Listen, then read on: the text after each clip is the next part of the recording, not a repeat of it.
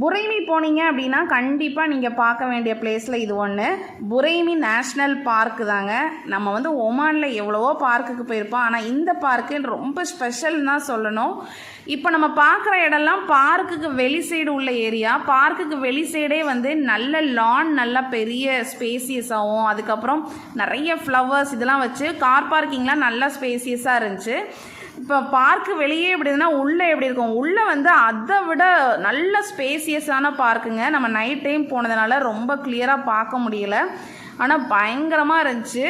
நல்லா வந்து நிறைய ஃப்ளவர்ஸ் இருந்துச்சு.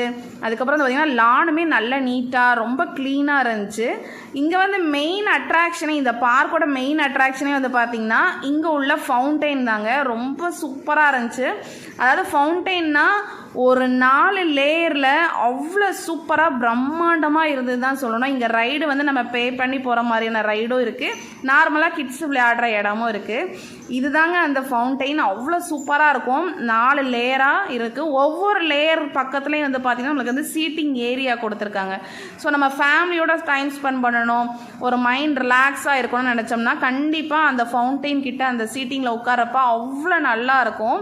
ஸோ நாங்களுமே கொஞ்ச நேரம் டைம் ஸ்பெண்ட் பண்ணோம். கொஞ்சம் லேட் ஆனதுனால ரொம்ப ஸ்பெண்ட் பண்ண முடியல. அப்படியே கீழே வந்து பார்த்திங்கன்னா ஒரு ஷாப்பும் இருந்துச்சு.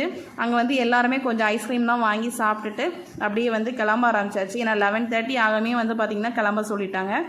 ஸோ பார்க் ரொம்ப சூப்பராக இருந்துச்சு. ஐஸ்கிரீம் கொஞ்சம் சுமாராக தான் இருந்துச்சு. ஸோ அப்படியே சாப்பிட்டு வந்தாச்சு. நெக்ஸ்ட்டு பார்க்கலாம். பாய்.